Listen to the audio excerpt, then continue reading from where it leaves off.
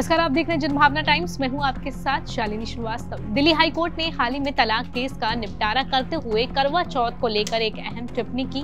Court ने कहा कि करवा चौथ पर पत्नी का व्रत ना रखना उनकी व्यक्तिगत पसंद है और ये क्रूरता के दायरे में नहीं आएगा।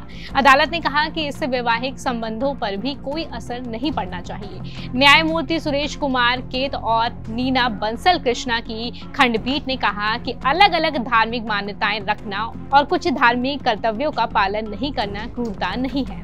हालांकि न्यायालय ने इस मामले में पति की ओर से दायर तलाक की अर्जी को फैमिली कोर्ट द्वारा मान्यता देने के फैसले को बरकरार रखा, क्योंकि अदालत ने अपने सक्षम प्रस्तुत तथ्यों पर समग्र विचार करने पर पाया कि पत्नी को पति और अपने मैरिज के प्रति कोई सम्मान नहीं था।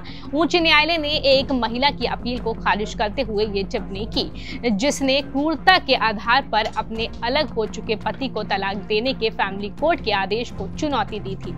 अब ये जान लेते हैं कि आखिर ये पूरा मामला है क्या। तो विस्तार से मैं आपको बता दूं, दरअसल दोनों पति पत्नी की शादी साल 2009 में हुई थी और 2011 में उनकी एक बेटी का जन्म हुआ। महिला ने बच्ची को जन्म देने से कुछ दिन पहले ही अपने ससुराल को छोड़ दिया था। हालांकि पति ने पारिवारिक अदालत में तलाक की याचिका दायर की थी और कहा था कि शादी की शुरुआत से ही उनके रिश्ते को लेकर पत्नी का आचरण उदासीन और उसे अपने वैवाहिक दायित्वों के निर्वहन में कोई दिलचस्पी नहीं थी।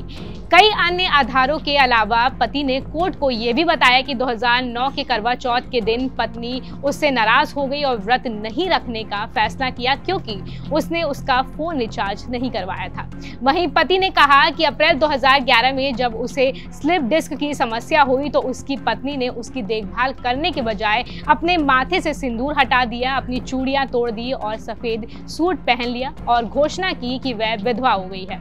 वहीं हाई कोर्ट ने इस घटना को वैवाहिक रिश्ते को अस्वीकार करने का एक अंतिम कदम और करार दे दिया, लेकिन पीठ ने स्पष्ट किया कि करवा चौथ पर उपवास रखना या ना रखना व्यक्तिगत पसंद हो सकती है और अगर निष्पक्षता से विचार किया जाए तो इसे क्रूरता का कार्य नहीं कहा जा सकता है। अदालत ने कहा कि यदि पति या पत्नी में से कोई भी अपने जीवन साथी को वैवाहिक संबंध से वंचित करता है तो विवाह टिक नहीं सकता है और ऐसा करना क्रूरता है। न्यायमूर्ति सुरेश कुमार कैत और न्यायमूर्ति नीना बंसल कृष्णा की पीठ ने कहा, किसी पति के लिए उसके जीवित रहते अपनी पत्नी को विधवा के रूप में देखने से अधिक कष्टदायक कुछ और नहीं हो सकता था, तथा वह भी खासकर ऐसी स्थिति में जब वह गंभीर रूप से बीमार हो या घायल हो और उसे अपने जीवन साथी के देखभाल एवं करुणा के अलावा और किसी चीज की उम्मीद नहीं हो।